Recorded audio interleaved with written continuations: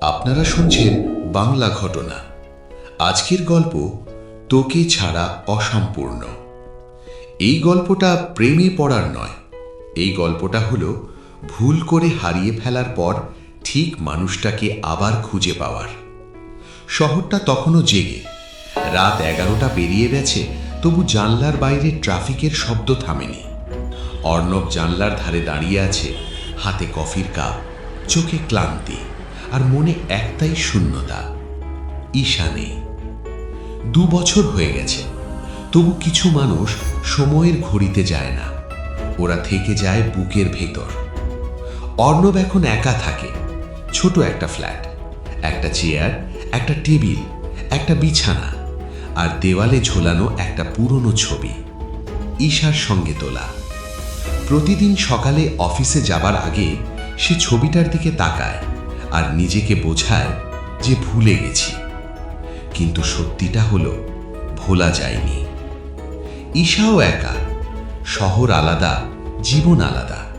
একটা স্কুলে পড়ায় সে, বাচ্চাদের সামনে হাসে, গল্প বলে, কিন্তু ক্লাস শেষ হলে তার হাসিটা যেন দরজার সাথেই আটকে যায়। রাতে বাড়ি ফিরে সে চুলার পাশে দাঁড়িয়ে ভাবে, একসময় কেউ ছিল যে রান্নার গন্ধ পেলেই বলতো, আজ আবার তোর হাতের ম্যাজিক। অর্ণব। ওরা আলাদা হয়ে গিয়েছিল কোনো ঝগড়া ছাড়াই, কোনো চিৎকার, অভিযোগ, বিশ্বাসঘাতকতা, কিছুই না।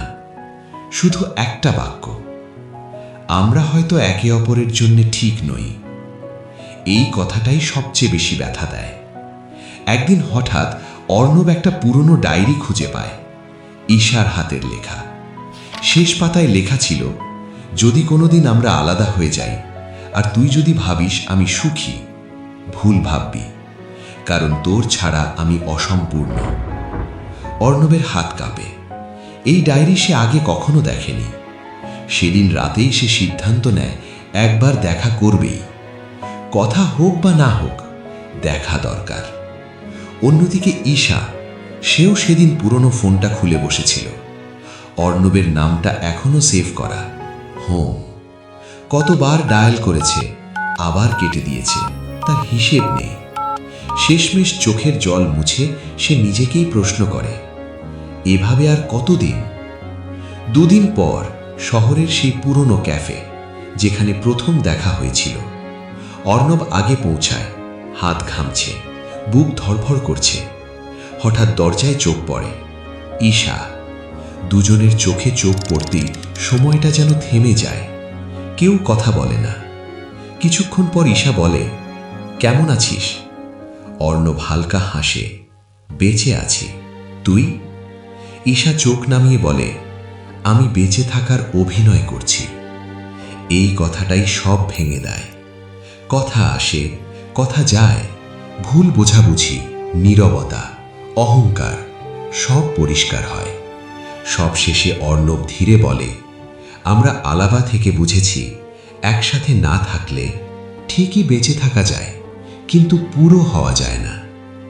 ঈশার চোখ ভিজে ওঠে।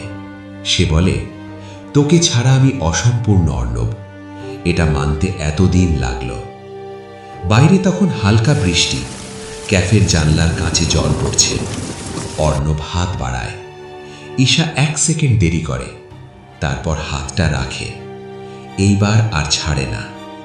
সব প্রেম নতুন করে শুরু হয় না, কিছু প্রেম ভেঙে আবার জোড়া লাগে, আর তখন আরো শক্ত হয়। ওরা জানে ভবিষ্যতে ঝড় আসবে, ভুল হবে, রাগ হবে, তবু এখন দুজনেই নিশ্চিত, একসাথে অসম্পূর্ণ হওয়া ভালো, একলা পুরো হওয়ার ভান করার চেয়ে। ভালোবাসা মানে একসাথে থাকা নয়, ভালোবাসা মানে একদিন বুঝে ফেলা, তোকে ছাড়া আমি কখনোই সম্পূর্ণ ছিলাম না।